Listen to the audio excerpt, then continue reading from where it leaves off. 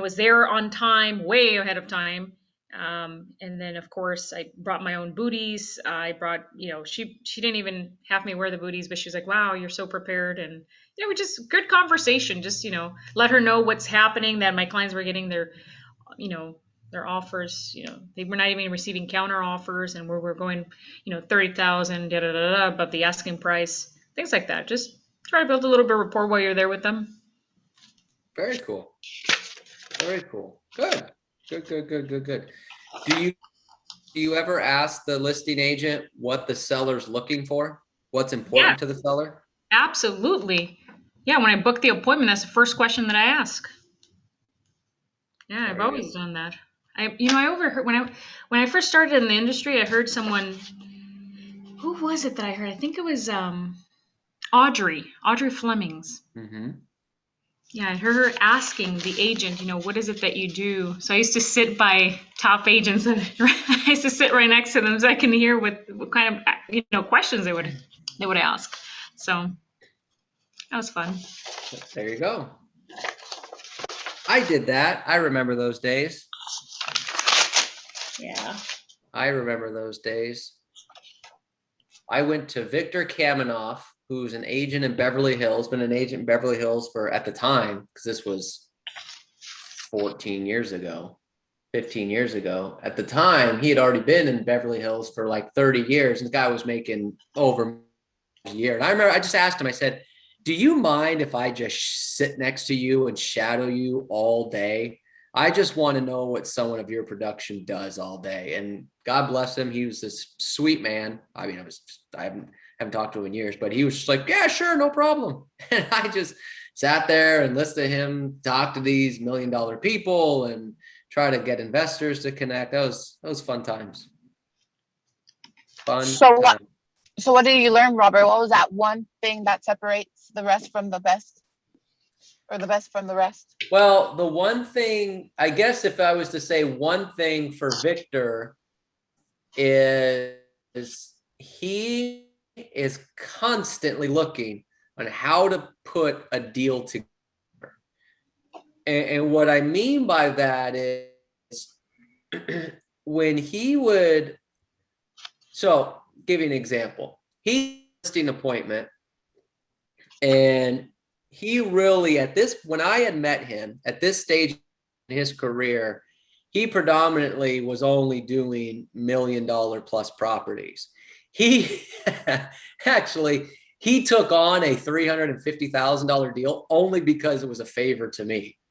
I had a referral for him, and I said, hey, I got a guy that wants to buy a house, only $350,000, and because he liked me, and he's like, you know what, yeah, sure, I'll help him. So at this point, he was only doing $1 million plus. But what he would do is he would listing appointment, and before he would even go on the appointment, he was calling people that might be interested in buying it. And so with the idea that he could go to the listing appointment with essentially a buyer in hand. Like, hey, I've already made some calls, and I've got this person that might be interested in, they might be looking to do things like that. Like, he was already trying to put the deal together even before going to the listing appointment.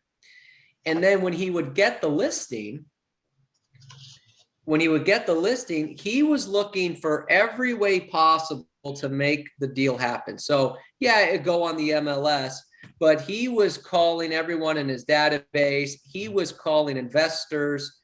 Even if it wasn't a good investment property, he would still call them, because in his mind, just because I don't think it's a good investment, and I would never lie to them, they might see it in a different way. So he would call investors, and then he would ask those investors, hey, well, who else do you know that's an investor? And he eventually did. He had this big database of investors, international stuff. He would do advertising, variety of different ways, just to try to put the deal together. And then if it was, well, I got to find a replacement property, he was just always, well, let me call this person. Let me connect you with this person.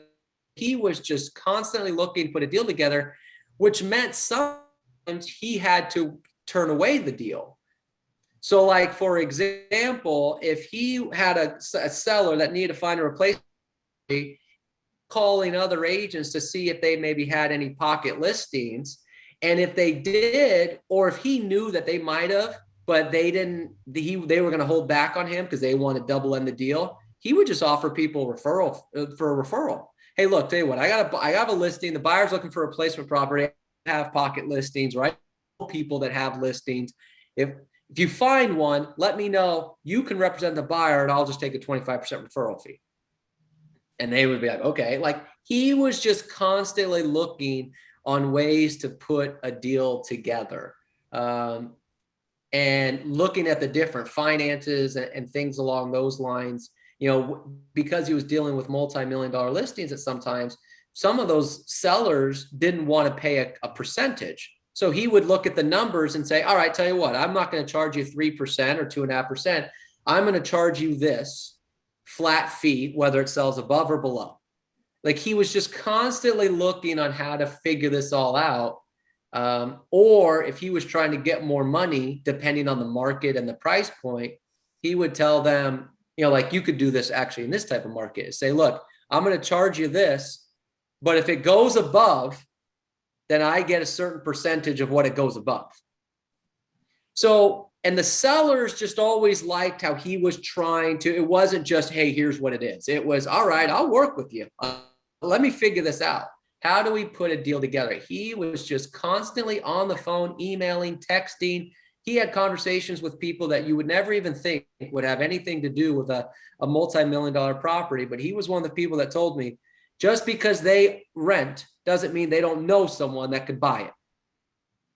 You know, because I would be like, why are you texting this person who's renting a house, you know, or renting an apartment for $2,200 about buying a multi-million-dollar home? They can't buy it. He goes, I know someone who can. Like, he was just always looking to put it, calling people, texting people, emailing people, and non-investors, out-of-state people.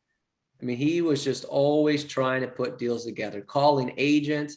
He was one of the people that taught me. He was the second person who really taught me how to go after account financial advisors.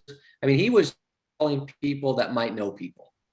So he wasn't even calling people that knew they could buy or sell. He was calling people that might know people, just constantly trying to put a deal together. He was great at it. That guy. And again, at this point in his career, when I met him, he didn't need money.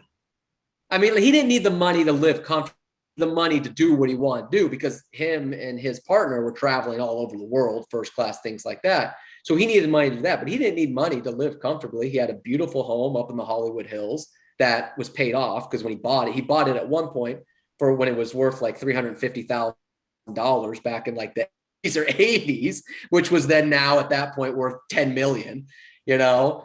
So he had money, he had business, but he was just a hustler. It was pretty impressive to see him do it. By any chance, Robert, did he also have either a finance background, or did he have a lending license or anything like that?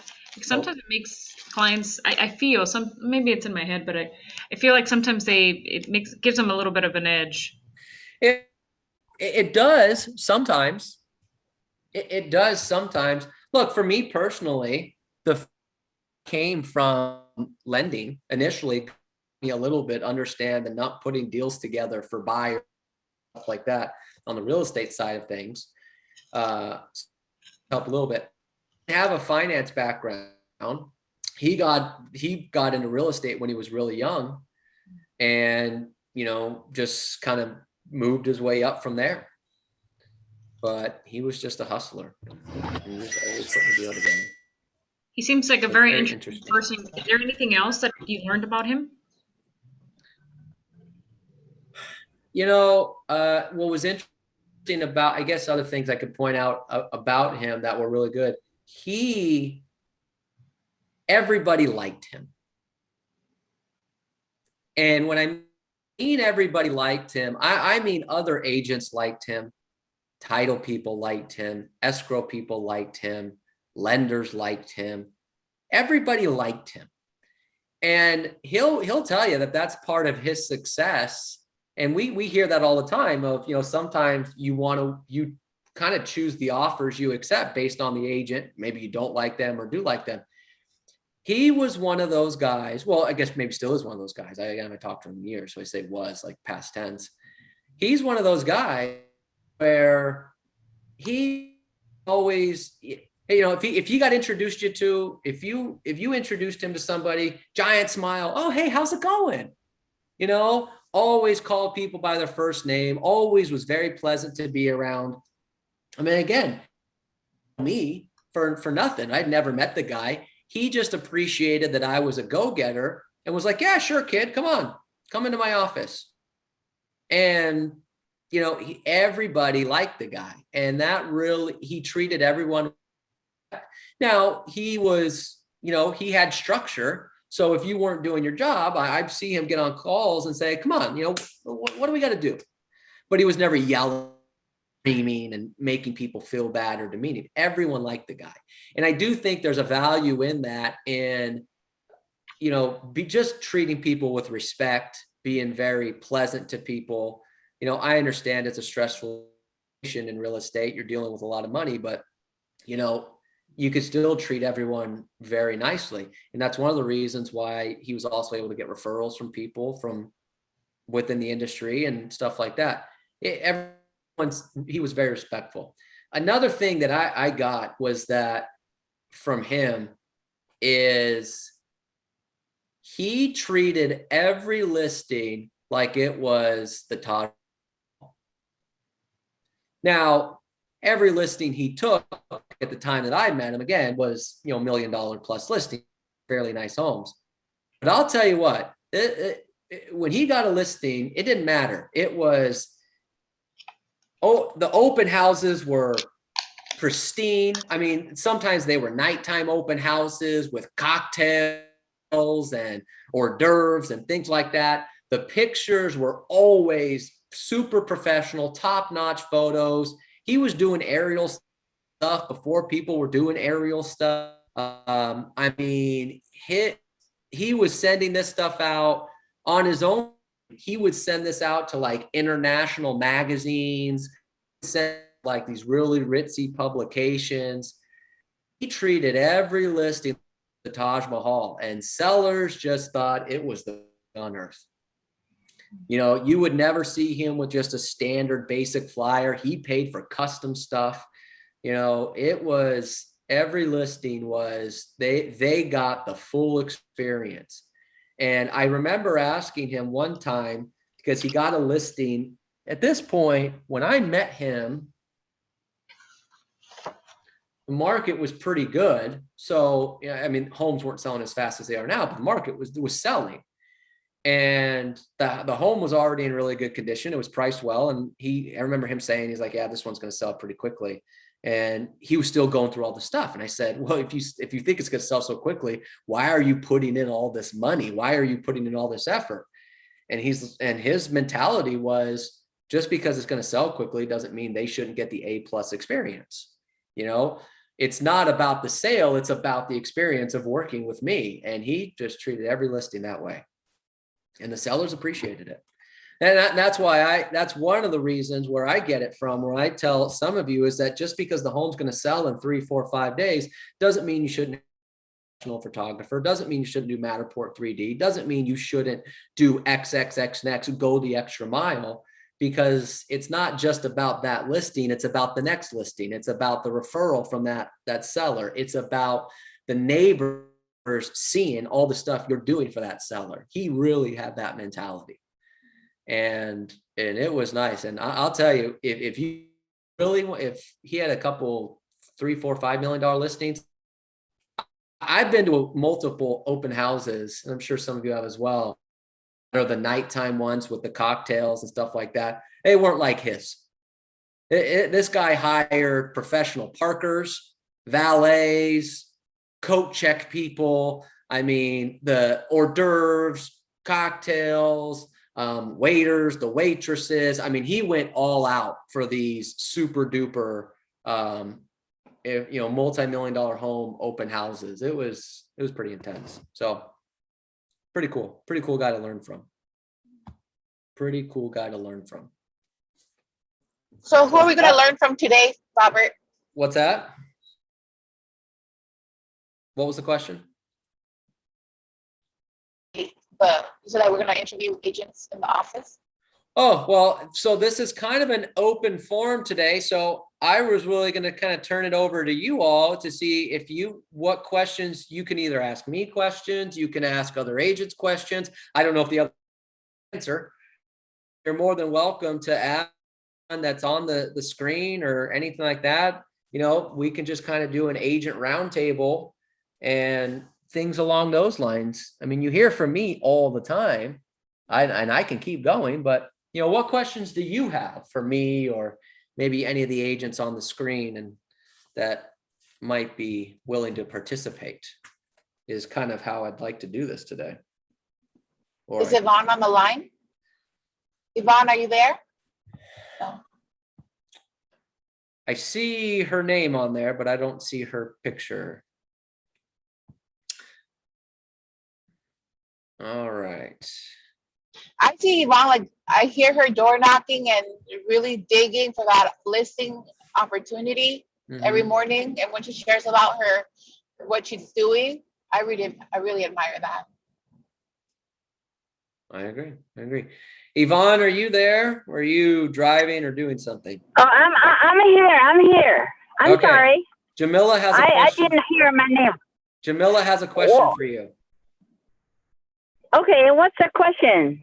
Yvonne, what's your mindset routine? Like, what do you do to say, you know what, today I gotta get that listing? Oh, my mindset is, you know, interesting, or believe it or not, all the listing appointment I went in the last 6 months, every one of them I got it. There was no exception. But I only won. Most of them I didn't even know. I know them. But I think the main reason was, you know, you had the mindset, you know the neighborhood, you know the market stats, you are the best agent, and you're there to take the listing. You assume you're going to take it, not just go on an appointment. So I did just one full-blown listing presentation. The rest of it, I did all the 5 states. You know, I pre-qualified them very strong and sent the listing package. And when I went there, I was very energetic, enthusiastic, with a big smile. Just don't be afraid of asking them to sign.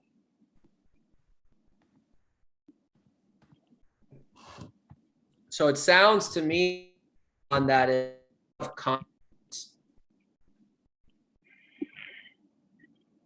Sorry, I could not hear you well. I was driving to my appointment. okay. So, yeah, go ahead, talk. That's all I could say.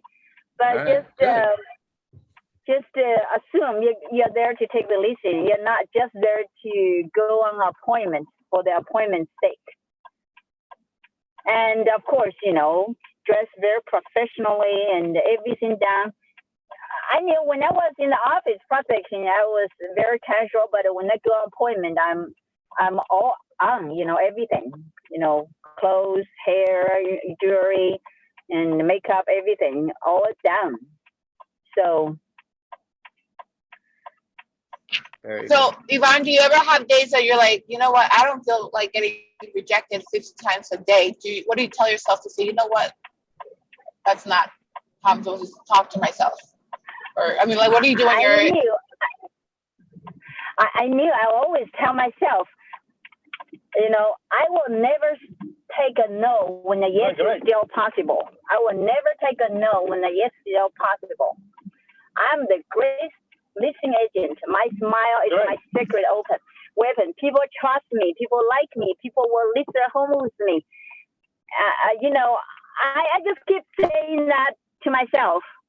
So I'm on that 5 a.m. club. Every day we exercise from 5 to 6 a.m. We do, you know, 30 minutes cardio and yoga and affirmation, meditation, all done in 1 hour. And that helps too. Those are all my fur agents. If you're interested, I can give you the link. You can join us. Yes, Yvonne. I'll send you a text message. Thank you. Sure, of course. Thank you for asking this question. I'm fired up lately because right now I have 16 escrow, and my other listing I'm trying to double end it. That's what I'm trying to do, and then I have to fill up my pipeline. Okay, thanks, So Yvonne, guys. Yvonne, really quickly before you go, I have a thing. I know that it's crazy, but I have a thing that my Spanish accent is too strong sometimes on the phone. How do you overturn that accent?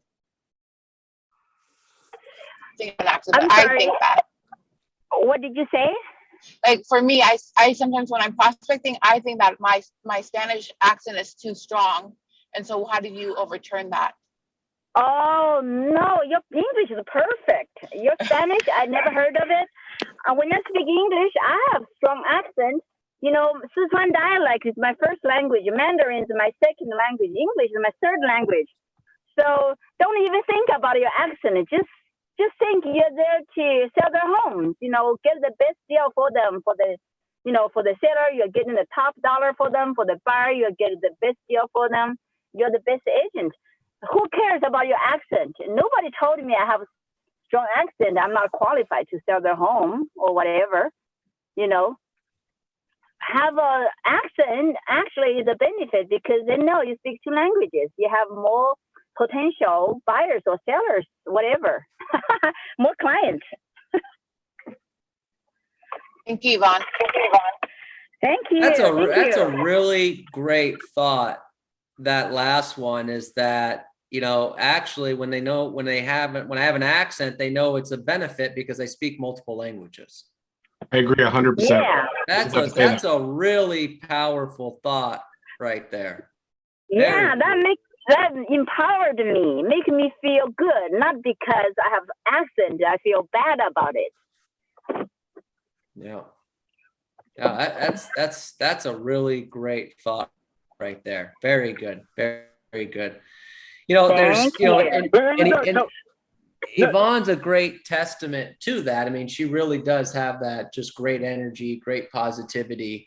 I mean, Yvonne and I's coaching call is at, 7:20 in the morning. Some of you aren't up yet. And, she's already exercised and all these other different things. And she always answers the phone with great energy, great enthusiasm, ready to just tackle the day. And I think it's really cool. That is a great, great thought on the accent, because I think a lot of people probably feel the same way, different things. Very cool. Hey, Robert, I got a question to Yvonne. She said that, she's awesome. She got a lot of energy and positivity. I'm going to ask her all the escrows that she got at the business. What is in general, is majority people from China, Mandarins, or they are all, mixed? What is the majority of the percentage of your business come from? Actually, all here. Everybody, every seller here is here, not from China. Or some of them, No, I understand. No, I'm here. just saying that the client from here, they are Chinese, or do you know what kind of clientele? Oh, actually, I would say, let's see, Chinese, only 20-30% are Chinese. All local people here, American, Caucasian, native, Mexican, Chinese here, Korean. Nice. Yeah, all kinds of people. Yeah. Now, Robert, just saying what you were saying, when we go to a doctor or a dentist right here in America, especially, like me, I'm going to the oncologist or you're going to the dentist, you see all these professionals, maybe they have the last name, they are not from here, and you trust them. You think they are at the top of the line, and you go, Mr. Lee for your dentist, or somebody else for a different specialty, and that's why you respect them. So the fact that you speak different language, I respect them more because you got being recommended because they're the top professionals in whatever they do. I agree. Look I'm not going to Dr. McConnell. Hello? No. Hello, Rio. How are you? All right. I'm just kidding. I'm just kidding. But no, Michael, it's a Rob, great point. You know, there's there is that theory. There's a book out there. I know I'm not supposed to be promoting him, but there's a book out there by Brian Buffini, and it's called The Immigrant Edge. And you know, because he was an immigrant from Ireland, and you know, came here and obviously done very well for himself. But there's a whole thought behind that of the you know, when you're an immigrant, either you're an immigrant or your family's an immigrant, you speak multiple languages, things like that, you do work a little bit harder. You do give a little extra to move up the chains. And to Michael's point, I agree. It's a lot of respect for that, for doing those types of things. You know, it's there's a it's not a meme, I guess, but I saw a picture one time of, you know, people on the streets looking for money, and they show, you know, American, and he's just got a little pot, bucket, whatever, you know, just asking for money. Meanwhile, there's some, you know, there's Mexican from Mexico who's out there trying to sell flowers and fruit. You know, and it's just the different mentality of the immigrants, you know, that could help, that for a lot of cases that is the case. So very, very interesting stuff. I got to tell you, and I agree with Neil 100%. I can't imagine trying to learn a new language and taking a real estate license test. I couldn't imagine doing it. Okay. I mean, I barely speak English well. So, you know, I can't imagine learning a whole different thing. Good stuff. Robert, you had mentioned that you have a coaching call with Yvonne at 7:20. Today I was on the Zoom at, I think it was 7:20, and I just saw like the huge smile that you had on your face, and I was thinking, I wish I had that you know, happiness so early. You know, what do you tell yourself in the morning about that? Like, well, you also have to understand, by 7:20, I've been up for almost 4 hours. My alarm goes off at 3:30. oh, 3:30. So by 7:20 in the morning, I'm already up, ready to go, rocking and rolling in the day. You know, I get this question a lot, Jamila, about what keeps me excited and energetic throughout the day, because I am typically smiling a lot and things along those lines. I tend to, it's very Hallmark movie-ish, you know, the look at things, but I tend to look at things from a totally different mindset.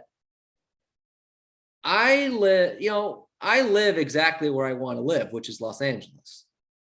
Well, Robert, if you could live anywhere in the world, where would you live? Well, I could live anywhere in the world, not because I'm filthy rich, but because transportation allows me to get to wherever I want to go. I choose to live in Los Angeles. So I wake up every single day in the city I want to live in. It's beautiful weather constantly. Okay. So I don't have to worry about tornadoes or volcanoes or anything along those lines. I live in a country that provides me with nothing but opportunities. Is it perfect? God, no. But it provides me with a lot of opportunities. I somehow convinced a woman that's completely out of my league to marry me. Went out, but that helps me wake up in the morning. And I have 3 dogs that, despite the fact they're a giant pain in the ass moment, they absolutely adore me. So look at life from that particular perspective. And I know that I'm not living paycheck to paycheck. I don't worry about money, but that's all because I earned it. So I look at all those different aspects every morning. I have no reason not to have a space. Now, some be in that position of like, why I am living paycheck to paycheck. I am not I don't have financial situation. That may be true. But you still wake up in a city, in an area, in a country, in an environment that should provide you nothing else. I mean, there are a lot of places that when you wake up, they're not very happy places. You know, but in California, pretty good living. Pretty good. Were you always like this? Were you always like this, or just self-taught? Always. That's genetic, because my dad would not allow me to be in the house. Wasn't going to tolerate it. If I was complaining about anything, that was not okay. And it could have been the most basic thing. I could have been complaining about, struggling in Little League or something like that. It was not okay to be negative and complaining. It just wasn't. So he was the one, I say this sometimes on calls or things like that, the law of average. My dad was always like that. If I was just negative and having a crappy thing, my dad would always tell me, well, law of average, that just means you got good stuff coming. Tell me that all the time. He just did not allow negativity. So I inherited that from a very young age, and kind of went from there. But because of that, because I had that mindset, I also don't surround myself with that. I have aunts, uncles, cousins I haven't seen in 20 years, because at one point, driving home from Thanksgiving, I was 12 years old. I'll never forget this. 12 years old, we were driving home from Thanksgiving. I told my parents, I'm never going to another family event. This is too depressing. And my dad said, okay. And I haven't seen a number of my cousins, aunts, uncles since then. That was a long time ago, decades ago. So I choose not to surround myself with that people. I had, my brother and sister weren't even invited to my wedding because they're just too negative for me. So when you don't surround yourself with that negativity, you allow yourself to wake up more positive and more energy on a daily basis. And I don't have any negativity around me. I just won't tolerate it. I don't care who you are. I don't care if you're family, blood, friends for years. I don't care. I just won't tolerate it. Good question. All right. What else? What questions you have for me? What other questions do you have for agents on the board here? Might be willing to answer. Doing a little open forum. Jamil, those were good questions for myself. Good questions for Yvonne. Way to go. Way to go. Way to go. Cool, cool, cool. What else do we got going on here? All right, let me pick on some people. Hey, Abigail, are you there? Yeah. Abigail? Yes. Let me ask you a question. Sure. So you have a very, very strong determination to make money. You have goals of buying income properties. You have goals of doing things. How do you constantly remind yourself of the goals that you have set? Because I know this from you, but it's probably from everyone. There are days that you don't want to quote go prospect. Is that safe to say? That is safe to say. So how do you do that? How do you, for someone like yourself that's very successful, but you have very, very goals, how do you stay focused on those goals every day?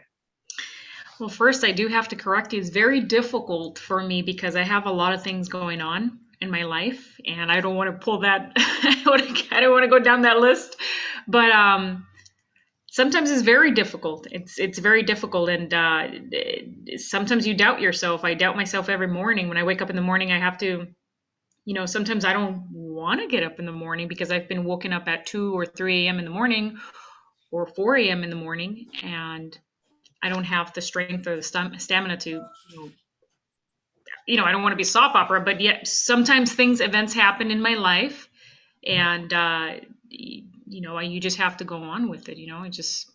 But the only thing, I'm not driven by money. That's one thing. I like money, but I'm not driven by it. I think the one thing that I'm driven by is knowing the fact that my mother's on dialysis, and if all of a sudden the government says, hey, listen, we can't keep her plugged in, then I have to step in and cough up that money. So I do want to have income property. I do. It's not that I like to grind. So just so you know. Oh, I know you don't. Yeah, no. But that's not an Abigail thing. That's an everybody thing. Yeah. Okay? Yes. So, but that's my point, is that I think a lot of people struggle with doing the grind every day. you have big goals and you have stuff going on, and yet you do the grind every day. So, what is it, if it's not the money, what is it that keeps you going every day with all the stuff that you have going on and not wanting to do it every day? You just have to psych yourself out. When you wake up in the morning, you have to, sometimes you have to drag yourself out of bed. I've shared this with you, Robert. I'm constantly asking you, how do you do it? How do you do it? You just have to drag yourself out of bed, put the makeup on, put the clothes on. I mean, just get up and do it. Turn on the computer and know that everybody, is doing the same thing that you're doing. I think that's the major thing. The one thing that I do see, I do see myself. I joke about farmland and stuff like that, but I do see myself in a nice rocking chair in the middle of nowhere, looking at the stars and hearing, I don't know, a cow in the background. I can't tell you how much that does not interest me. I know, that's like, you really do not know. I can't express to you enough how uninterested that seems to be. You don't want to know what my thoughts are. Let me tell you. Man. But that's it. funny. That's you have to do it. And Neil pushing you, being here. You're being here, and everyone's here. Some folks are dressed up. They're ready to go. And I see Nancy. She comes here once in a while. I see other folks coming in and out, and Brenda, she's always here. She's always working. She's always asking me, how are you doing? Is everything okay? We're closing this one. She shows me the closing check, and she's like, you're going to get this closing check. So just things like that. They motivate me. They drive, and my husband, I'm very competitive. My husband keeps earning more and more. And he keeps saying, hey, quit. You can quit. And I don't want to quit. I don't want to stay home. I just don't. No, you're not built for that. No. No. Except for that rocking chair at the end of the. Well, you'll get there. You'll get to the rocking chair, but you're not built for that yet. You'll go crazy. Yeah. At some point you'll get to that rocking chair and be like, okay, yeah, I'm ready for this now. Yes. That's cool. Thank you for sharing. Good Absolutely. job. That's cool. Yeah, you just got to get up and do it every day. But to Abigail's point is it's kind of the same thing we were talking about earlier. It's surrounding yourself with people that are doing it. She talks about Brenda's in the office every day. And Brenda, for those who don't know Brenda, she's a transaction coordinator for the company, but she also kind of is the admin in the Long Beach office. Brenda is always super positive, super energetic, super, hey, how's it going? Very helpful in terms of all that. You do putting yourself in places with the right people coming on here. Nancy Dupre, I don't think Nancy's on here right now. I asked Nancy Dupre this question at the end of the year when I said, congratulated her on another year. And I said, what is it with you? What do you attest this year to? I mean, all this craziness going on. And she said, I got to tell you, it's the people on Zoom. She said when she logs into Zoom and she sees all these people on here and she looks at the open mic and she sees all the people on the open mic, she said that's what got her through 2020. And still to this day, because she doesn't go to the office very often, it's being here with all of you is what keeps her going every day. And so, it's you gotta take part. You can go to the office and that's fine, but you have this virtual office where you can see people and hear people doing things. I got a call the other day. So Miguel Solar, who if you're ever on the office, you all see him. He doesn't work for the companies. He's in LA County, but he's not really in any of our marketplaces.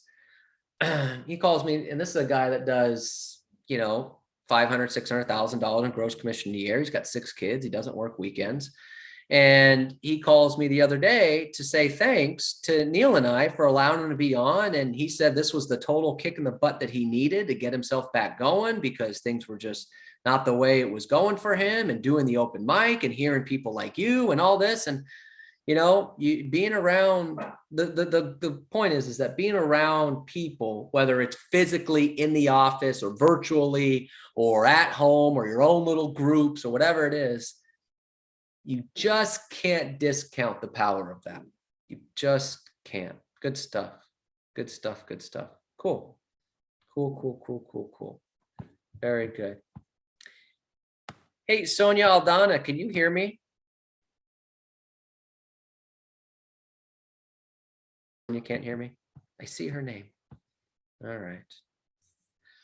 I had a question for her that I thought would be very interesting. All right, what else? We got a couple minutes here. Anyone else? Questions for myself? Questions for anyone else here on this Zoom? Hi, Rob. I'm sorry. Hey, Sonia, how are you? Hi, I'm great. Thank you. Hey, I got a question for you.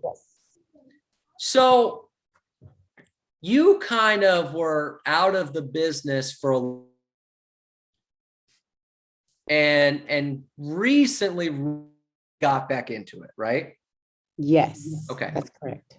How many escrows have you, how many deals do you have closed and pending so far this year? Oh, if I remember correctly, we just, because they keep closing. So I believe it's Son of a bitch, total, problems. it's total 7 closed. 7. So 7 closed, and some of them are very high price points. I mean, you just put a $3 million into escrow, Yeah. right? Yes. So let me ask you this. What is your one thing or 2 things, 1 or 2 things that you were kind of out of the business for a little bit, and then you jump back into it, and now you're having this success pretty rapidly? What's 1 or 2 keys to your success? Well, first, you know, I started here in this office, and this has been tremendous. I've been in a total of 2 offices since I got my license, and three. But one, it was, one of those offices that you just kind of hang your license and they don't help you at all. So because you don't pay anything, so so you get what you pay for. So the mentoring from you guys, the availability in the coaching that we get, and being around like-minded people. Jeanette is my mentor right now, and she hustles. And so all I know is hustle. All I know is the hustle and the mindset. So just waking up in the morning and saying, I'm going to do this. I'm going to, where's my next listing coming from? And just hustle. That's basically, surrounding yourself with the right people, being in the right place, and the mindset and the work. You got to put in the work. Yeah. So that's what I feel like it's helping me, and just staying focused and meditating in the morning and affirmations. That has really helped me a lot. Okay. Got it. Very cool. Because you're doing a great job. And I think that's a lot of people, we have a lot of agents for the company. You're not, again, a newer licensee, but we have agents that are newer licensees, or maybe just kind of shifting into a full-time basis, or, maybe just kind of starting their career over. So I think it's good to hear from someone like you, who's, again, you're not a new licensee or really starting over, but just getting back into it and saying, all right, I can do this. Yeah. Yep. Exactly. Got it. Sonia, can you describe that hustle mentality? Because everybody says hustle, but can you be a little bit more in depth? I do see Jeanette prospecting, and when she does an open mic, and I like to hear that. That's actually what got me into the company, and not afraid of prospecting. When I first started hearing Jeanette prospecting, and I said, oh, you don't have to be perfect at this, you just got to do it. Exactly. Yeah. So they say that, what is it called? All tides rises all, high tides rises all ships. So that's basically how I feel. When Jeanette got a listing in Newport, she already had the listing. I came in, but I took ownership of it, and I pretended this is my listing, this is my area. And so I felt like I built that confidence, based on that listing, I was showing the property and a neighbor came in, and the nicest guy, because the guy didn't buy that property, but I got a listing all the way to Woodland Hills. It's a dental office for 1.6. So that took me to that listing. So you have to, and say what you're saying about mentality. And you know, I read books. I have that because I need that. And based on what whatever you think, you're going to attract. And that's what I always tell myself. If you start doubting yourself, oh my God, I'm newer agent. I have my license since 2006, but then I stopped for 10 years because I opened up a gym. I thought I was going to do more money, make more money. Then this whole pandemic happened, and it turned out that now I'm back to real estate, and I still have my gym. But it's like you attract that. So when I came in, I'm like, oh, Jeanette, you know, she's a bull. Everybody calls her the bulldog because she is a bulldog. She's like go-getter. And I want to be that bulldog, you know? And so I see her, I see how she handles things. I see how she's on the phone. And when I get on the phone now, I used to be afraid of calling those $1 million listings. I still get nervous, but now because I had that experience in Newport, I'm not nervous anymore because I'm like, no, this is easy. This is what I do. So mentally you have to self-talk, you know, and say, even though I stopped for 10 years, I know that I'm in the right place and the knowledge. And if I don't know something, I'm going to ask. And Robert, you know, Neil, Patricia's my coach, Patty's my coach. And so I know I have the support that when I need something, I get it right away. And then Cindy, she's great too. Abigail, did you have a question? Sorry, I think I cut you off. Good stuff. Good stuff. Thank you, Sonia, for you. sharing. Very cool. Thank you, Very Sonia. cool. Thank you, Sonia. You're the best. All right, cool. Well, look, what I got out of this, hearing from some of you, that some of the commonalities that I got were you have to have the right mindset. It starts with mindset. Mike Ferry talks about that all the time. I mean, Yvonne talked about the mindset that she knows that she's the best listing option for them. And her mindset is that when she goes to a listing appointment, she's only there to get a contract signed.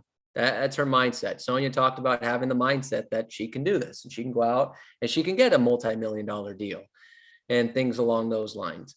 You know, and we talked, and one of the other commonalities, again, is who you surround yourself with. I mean, Abigail talked about that being amongst the group.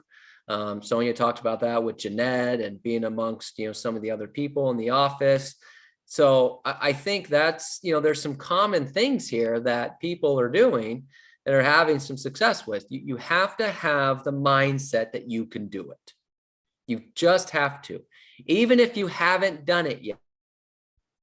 Now, the good news is, if you haven't done it yet, that makes you a normal real estate agent. Because most real estate agents, they haven't done it. 50% of real estate agents don't close a deal a year. So well, gosh, I haven't done it yet though, Robert. Yeah, well, neither does 50% of the other people you're dealing with. So but you have to at least think, gosh, I can do it. You have to have the mentality that you can do it. But not only that you can do it, but that you can work with this price point. The Sonia thing with the price point, I got to tell you, I'll be completely honest with you, okay? And we'll wrap this up here because I know we're way over. But I'll be completely honest with you. I told an agent the other day, I was so pissed the other day at an agent the other day, I told her that she should leave the company. I did. And the reason I was pissed is because she was complaining about, well, Century 21 just can't get, you know, big deals. I'm not very patient, but I'm fairly patient. I can't tolerate that because I've heard that stuff from people for years, and I see people getting multi-million-dollar deals every day in the company. So when you say, oh, well, we can't, Century 21 this, yeah, you know what? Your mindset is so weak and you've got so many damn excuses. I don't want to be around you. Go work somewhere else. I told that to somebody the other day. They haven't left yet, but I'll be honest, I was not okay with that. So you have to have the mindset, not only that you can could do it, but I could take that price point. I can work with that person. I have an accent, but that doesn't matter. I can use that as an advantage. The mindset that you can do it is a really, really key thing. That's where it starts. And then surrounding yourself with the right people as much as you can, whether it's in person or on virtual or little chat groups, whatever.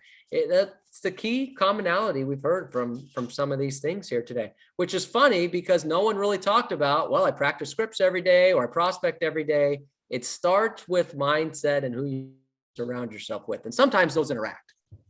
So very, very cool stuff. Robert, isn't Yes. it the 8 activities that we have that script in the morning, remember? Yeah. It's not the companies, the agents' activities that actually, will get the home sold. So interesting. True. It's true. Robert- And I tell you, I'm actually going to put together a list of all the $1 million homes, but I could go to the hot list right now. And I mean, Sonia just talked about it. And actually that's the second because they've got 2 Newport properties that are over $3 million. May does almost every deal in South Pasadena is over $1 million. The Scalios have a $6.9 million listing, just closed a $4.5 million house.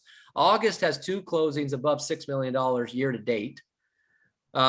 We have Mark and Al do multi homes all the time. I mean, we do this all the time. Now, we don't do it in Beverly Hills because we don't have any offices in Beverly Hills. So you're right. May be true. We don't have any, not offices. We don't have any agents there. But, if we decided, hey, we should open up an office in Beverly Hills, which we never will because the rents there are ridiculous. But if we did, you could drop a Century 21 agent in Beverly Hills and be just fine.